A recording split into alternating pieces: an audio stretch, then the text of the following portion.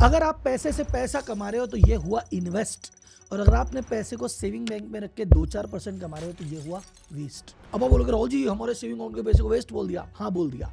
अब पहले ध्यान से सुनो क्यों बोला। सेविंग अकाउंट में पैसा रखते क्यों, पहले तो ये बताओ। आप बोलोगे यार जिस पैसे की हमको लंबे समय तक जरूरत नहीं पड़ेगी वो तो हमने इन्वेस्ट कर दिया, चलो गोल्ड ले लिया, कोई रियल स्टेट में, स्टॉक में, म्यूचुअल फंड में। लेकिन कोई पैसा तो ऐसा है जो हमारे पास एनी टाइम पड़ा रहे।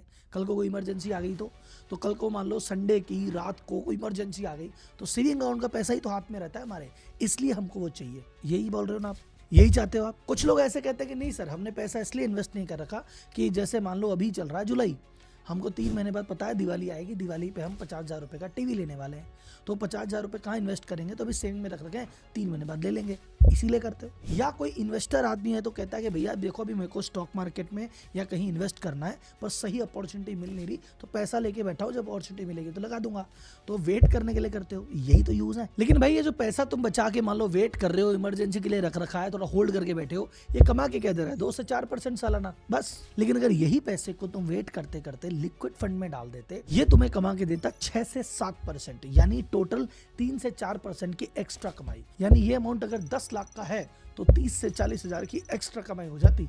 इनफैक्ट इतने बड़े बड़े इन्वेस्टर्स है, वॉरेन बफे अभी आज की रेट में कहते हैं 300-400 बिलियन लेके बैठे हैं, वो सेविंग अकाउंट में नहीं रखते साहब, वो टी बिल में या ऐसे लिक्विड फंड में कहीं इन्वेस्ट करके छोड़ देते हैं जब तक उन्हें मौका नहीं मिलता। तो ये फीचर आप भी काम में ले सकते हो, कैसे आगे बताऊंगा।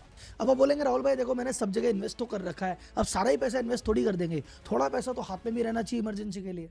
मैं सही कह रहा हूँ सर, इमरजेंसी के लिए पैसा रखना अच्छी बात है, बस सेविंग में रखना अच्छी बात नहीं है। इस इमरजेंसी के पैसे को कहीं और रख लो जो ज्यादा रिटर्न दे और कम रिस्क ले। लेकिन सेविंग के पैसे को कहाँ लगाएं, वो भी बिना रिस्क के। और 1 दिन के लिए लगाना हो तो, 1 हफ्ते के लिए लगाना हो तो, 1 महीने के लिए लगाना हो तो, भाई सारे के सारे ऑप्शन अवेलेबल है। इन सभी ऑप्शंस का जो रिटर्न है वो सेविंग बैंड से बहुत ज्यादा है, और ये सारे के सारे ऑप्शन एक वीडियो में प्लेट में सजा के देगा आपका भाई राहुल। तो भैया अगर आप चैनल पे नए हो तो मैं आपको मेरा इंट्रोडक्शन कर दूं। मैं राहुल मलोदिया, इंडिया का most followed chartered accountant. Social media पे मेरे 1,80,00,000 फॉलोअर्स हैं। तो आपको नॉलेज और पैसा, लर्निंग और अर्निंग दोनों बढ़ानी है तो प्लीज चैनल को सब्सक्राइब करें और हमारे परिवार का हिस्सा बने। और अब जनता जनार्दन की जय बोल के करते हैं इस वीडियो की शुरुआत।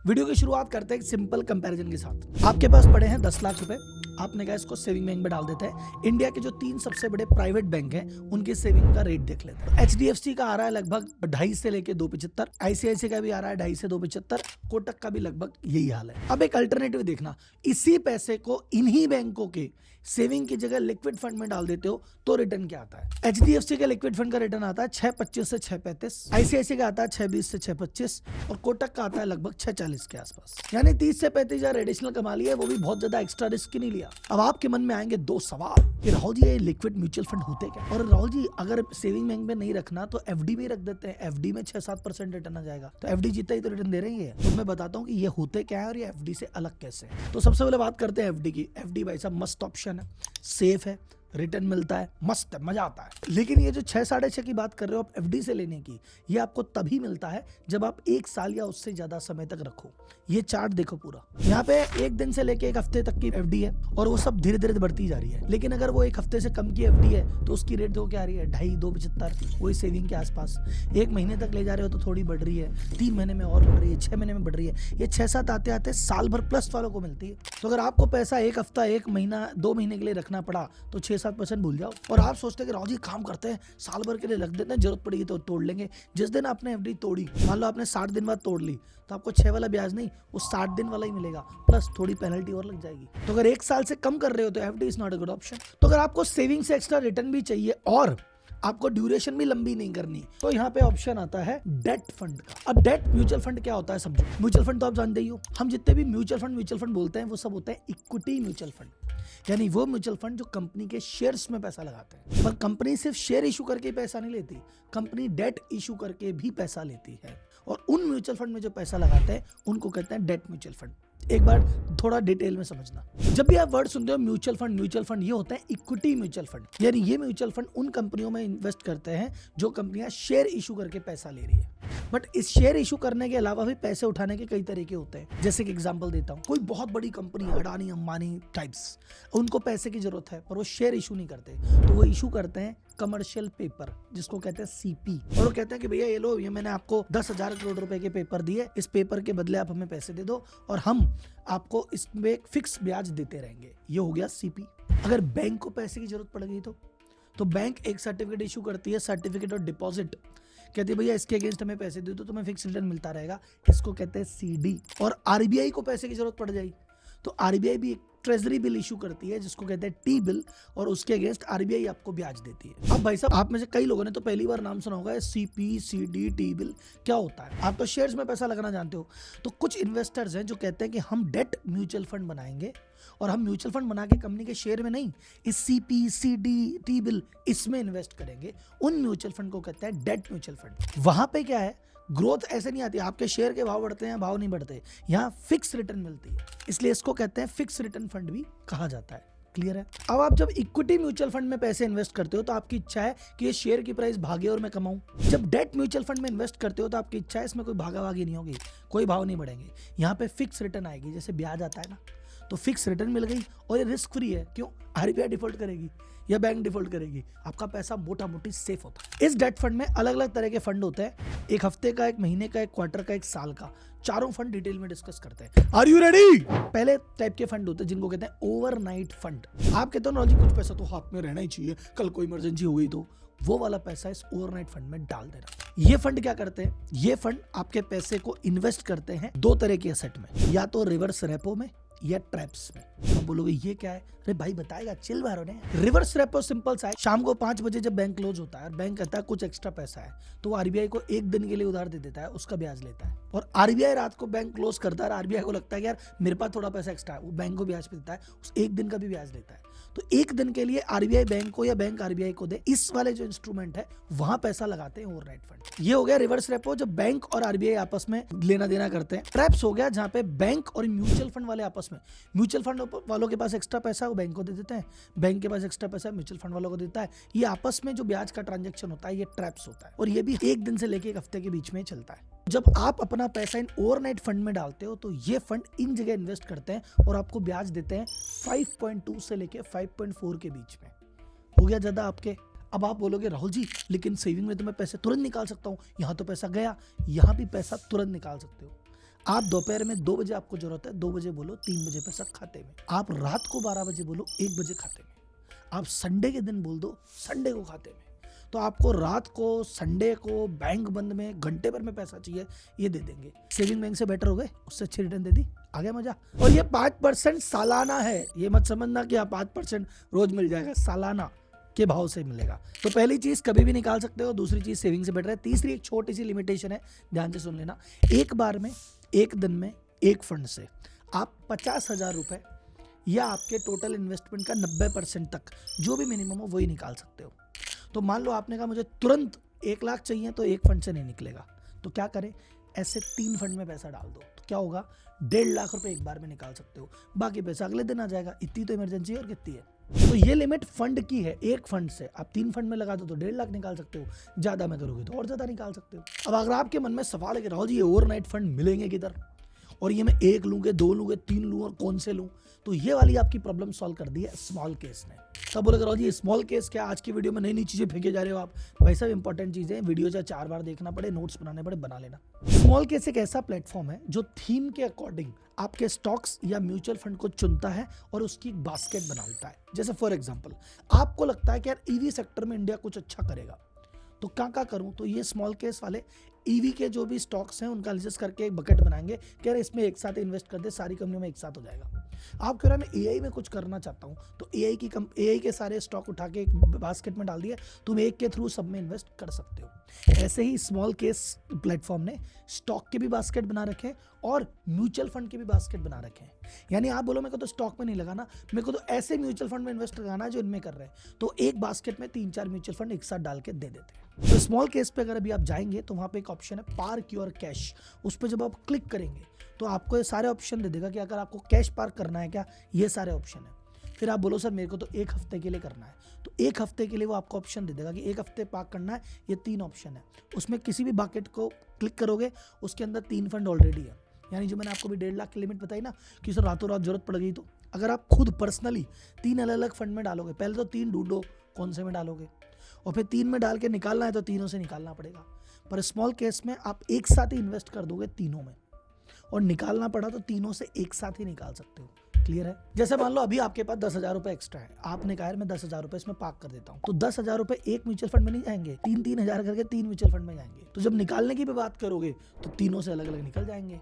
क्लियर है? यानी आपको एक म्यूचुअल फंड नहीं, कई म्यूचुअल फंड में इकट्ठा इन्वेस्ट करना है सेम नेचर के, तो ये काम स्मॉल केस कर देता है। और अब आप बोलोगे यार ये म्यूचुअल फंड तीनों कैसे डिसाइड किए, कैसे बनाए, तो ये जो बनाने का काम है सेबी रजिस्टर्ड जो एक्सपर्ट एडवाइजर होते हैं वो ये काम करते हैं। वो देखते हैं जो म्यूचुअल फंड सेलेक्ट कर रहे हैं इसकी हिस्ट्री क्या है, इसको जो संभाल रहा है फंड मैनेजर उसकी हिस्ट्री क्या है, इस फंड में जो पैसा का एक्सपेंस रेशियो है वो क्या है, और इसमें कम से कम इन्वेस्टमेंट का अमाउंट कितना है, उस हिसाब से ये बास्केट बनाते जाते हैं। क्लियर है? और ये बनाने का स्मॉल केस को कोई पैसा नहीं मिलता, स्मॉल केस फ्री में बना रहा है अपने प्लेटफॉर्म पे जो इन्वेस्टर है उनकी मदद करने के लिए। ये जो बास्केट बनाने वाला एक्सपर्ट है सेबी रजिस्टर्ड, ये समय समय पे इस बास्केट में कोई नया फंड डाल भी देता है, पुराना हटा भी देता है, किसी का वेटेज बढ़ा देता है, किसी का कम करता है, यानी एक्टिव तरीके से इसको मैनेज कर रहा होता है। तो आपको 1 महीना 1 हफ्ता जो भी चाहिए सब ऑप्शन यहाँ पे मिल जाते हैं। तो कुल मिला के समरी है कि अगर आपको 1 दिन से लेकर 1 हफ्ते के बीच में इन्वेस्ट करना है तो आपके लिए ओवरनाइट फंड बेस्ट ऑप्शन है। अब आप बोलो नहीं सर मेरे को तो 2-3 महीने रखना है, मैं तो 3 महीने बाद दिवाली में कुछ खरीदूंगा, उसके लिए आते हैं दूसरी कैटेगरी के फंड जिसको हम कहते हैं प्यार से लिक्विड फंड। लिक्विड फंड आपके पैसे को ऐसी जगह इन्वेस्ट करते हैं जिसकी मैच्योरिटी 91 डेज के आसपास होती है। ये रेपो, ये रिवर्स रेपो या ट्रैप में नहीं करते, वो तो 1 दिन 1 हफ्ते का खेल है। ये आपके पैसे इन्वेस्ट करते हैं जो मैंने बताया था ना, सीपी कंपनियां इशू करती है, सीपी बैंक करते हैं, सीडी, आरबीआई करता है टी बिल, इन इंस्ट्रूमेंट में जहां 91 डेज के आसपास की मैच्योरिटी है वहां इन्वेस्ट करते हैं और रिटर्न आपको थोड़ा बेटर देते हैं। वहां मिल रहा था 5-5.25 के आसपास, यहाँ मिल जाएगा 6 से 7%। अभी आप अप्लाई करोगे आपको कुछ घंटों में मिल जाएगा, संडे को भी मिल जाएगा, आधी रात को मिल जाएगा। 1 फंड में करोगे तो 50, 3 फंड में करोगे तो 1.5 लाख। स्मॉल केस में इसमें भी ऑप्शन है। अब स्मॉल केस में सजेस्ट करो कि मेरे को इन्वेस्ट करना है फॉर 91 डेज, स्मॉल केस इसका भी बक्सा ढूंढ के दे देगा कि सर यहाँ लगा दो। तो एक बार में चाहे 10,000 भी डालोगे 3 म्यूचुअल फंड में जाएंगे और निकालोगे तो तीनों से निकलेंगे। लगभग इमरजेंसी में 1.5 लाख रुपए एक बार में तुरंत निकाल सकते हो। तो एक बार में 1.5 लाख निकल गया, बाकी बचा पैसा अगले दिन आ जाएगा। अब यहाँ पे कोई समझदार प्राणी, भयंकर समझदार प्राणी ऐसे बोलेगा कि राहुल जी मेरे को अगर जब ओवरनाइट फंड में और लिक्विड फंड में निकालने का सिस्टम सेम ही है तो भाई साहब मैं वहां 5% क्यों कमाऊं, यहाँ 6 कमाता हूं ना। मेरे को चाहिए तो 2 दिन के लिए पैसा रखना है, पर मैं 2 दिन के लिए पैसा ओवरनाइट में नहीं रखूंगा, मैं तो इसके अंदर रख दूंगा, 1% एक्स्ट्रा मिलेगा। है कोई समझदार ऐसा? है तो मेरी बात सुन लो। अगर हफ्ते भर से कम खेल लगाना है उधर ही जाना है, इधर मत आना 1% के लालच में, क्योंकि यहाँ पे इन फंड में 7 दिन से पहले पैसा निकालते हो तो एग्जिट लोड लग जाता है। तो 7 दिन से लेके 91 डेज तक करना है तो ये बहुत परफेक्ट चीज़ है, पर 2-3 दिन 7 दिन का है तो वो वाली चीज़ है। मैं एक बेस्ट ऑप्शन बताता हूँ, कई कंपनीज जो करती है फ्राइडे नाइट को पैसा इसमें डाल देती है, सैटरडे संडे वहीं पड़ा रहता है, मंडे के दिन वापस निकाल लेती है, 2 दिन का भी मिल जाता है ब्याज। अब आप बोले सर मेरे को तो 3 महीना नहीं, मेरे को तो 6 महीने के लिए रखना है। अच्छा, उसका भी उपाय है। उसके लिए आते हैं मनी मार्केट फंड। ये भी वही सीपी, सीडी, टी बिल में डालते हैं, लेकिन ये उन जगह डालते हैं जहां मैच्योरिटी थोड़ी और लंबी हो, 6 महीने के आसपास की जा रही हो, और क्योंकि मैच्योरिटी और लंबी हो गई तो ब्याज तुम्हें और ज्यादा दे देंगे। यहाँ पे तुम्हें 6-7 की जगह 6.5-7.5 भी मिल सकता है। पहले वाले फंड से 25-50 पैसे ऊपर ही मिलेगा। लेकिन हाँ, यहाँ ऊपर वाले फंड में और इस फंड में एक छोटा सा चेंज है कि यहाँ पे जो सेटलमेंट है वो T+1 है, यानी तुरंत नहीं मिलेगा तुम्हें पैसा। जो कहते हैं ना 1 घंटे मिल जाएगा, संडे को मिल जाएगा, रात को मिल जाएगा, यहाँ तुरंत नहीं मिलेगा पैसा। यहाँ तुम्हारे बोलने के नेक्स्ट वर्किंग डे के अंदर आएगा, 24 से 48 घंटे के अंदर। तो ये पैसा किसके लिए, जैसे मान लो आपने कहा ना मुझे कि 3 महीने बाद मेरे तो दिवाली आएगी तब मुझे पैसे की जरूरत है, तब ऐसे फंड में डाल दो। जब दिवाली में जो तुम्हें खरीदना हो 2 दिन पहले अप्लाई कर देना, 2 दिन बाद पैसा हाथ में, फिर कर लेना जो करना है। तो जब आपको पता है कि मैं इस दिन इतने बजे ये चीज़ खर्च करूंगा, तब वो पैसा यहाँ डालने का है। ये ओवरनाइट और लिक्विड फंड वाला गेम इसमें नहीं खेलना। ये इमरजेंसी के लिए नहीं है भैया। इमरजेंसी के लिए वो ऊपर वाले 2 थे, हफ्ता और महीना वाले। ये यहाँ थोड़ा सीरियस गेम हो गया। अब इसके अंदर कोई और समझदार प्राणी आ जाएगा कि राहुल जी बात सुनो, अगर ये पहले वाले फंड से, अगर ये लिक्विड फंड से 25-50 1 रुपया पैसा ज़्यादा देता है तो हम इसी में लगा देते हैं ना। देखो, जो फंड मैनेजर है बहुत समझदार है, उसने ऑप्टिमाइज किया है कि अरे बंदा जनवरी में पैसे डाला है, ये कह रहा है कि मुझे तो अप्रैल में निकालने हैं, जुलाई में, तो वो फंड इस तरह से मैनेज करके चल रहा है कि सीधा आपको अप्रैल में प्रॉफिट दिखेगा। हो सकता है जनवरी में आप निकालने जाओ लॉस हो जाए, हो सकता है फरवरी में कम निकले, आधा % लेने जाओ 2% कम आ जाए, क्योंकि वो ऑप्टिमाइज उस तरह से है कि भैया मेरे को तो उस दिन रिटर्न चाहिए, उसके पहले तो हमको चाहिए ही नहीं, तो कुछ भी पड़ाओ बाजार में।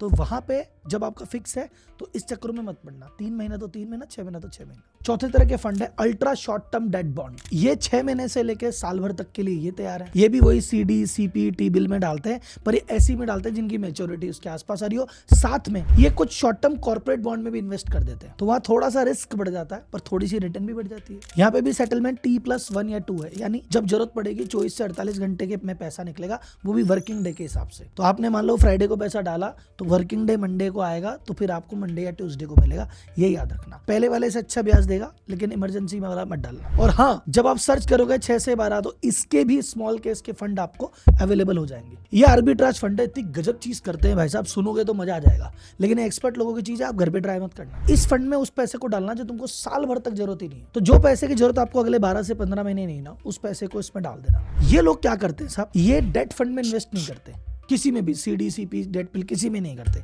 ये क्या करते हैं, ये जो कैश मार्केट है और ये उसका जो डेरिवेटिव मार्केट है, उसके बीच में जो गैप होता है उसको कवर करने के लिए काम करते हैं। जैसे कोई शेयर है, सुबह उन्होंने 11 बजे 100 रुपए पे खरीद लिया, उसी समय 11 बजे ही उसका ही फ्यूचर बेच देते हैं। तो कैश में खरीद लिया, फ्यूचर में बेच दिया। तो ये जो डेरिवेटिव में करंट और फ्यूचर में जो गैप होता है ना थोड़ा सा पैसे का, उसको कमाने के लिए फंड मैनेजर ट्रेंड होते हैं और ऐसे गैप ढूंढ के इन्वेस्ट करते हैं और वहां से पैसा कमाते हैं। ऑब्वियसली ये ऐसी अपॉर्चुनिटी रोज तो आती नहीं है, तो ये पैसा लेके बैठे रहते हैं। जब अपॉर्चुनिटी आती है तो कर देते हैं, और जब नहीं आती तो ये डेट फंड में डाल के बैठ जाते हैं। तो जब तक इनको मौका नहीं मिलता, डेट फंड की रिटर्न मिलती है, और जो मौका मिलता है तो उससे एक रिटर्न ऊपर मिलती है। और इनकी सबसे बेस्ट चीज क्या है, ये आर्बिट्राज फंड को टैक्सेशन के नजरिए से डेट फंड में गिना जाता है।